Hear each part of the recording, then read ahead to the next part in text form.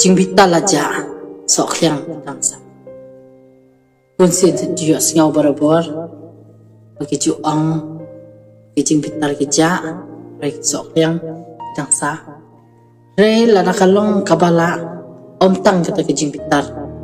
bangin la bekerja itu ai bagi sok yang ru kin hab la hi banja syubu ngan bu anuksa. Desi hakita ki paralok parajor ki bahayeng bahasam ki bapila ya bakla ya dom ya mai tamai daw ibadet anegat nak daw bahaya hakata kajinya kerja pila ya dom ya bitar ton le suki kata kajing dom kajing bitar kerja no hari tangkwai pat jalong sin he bay adon kajinya kerja isok yang idon bay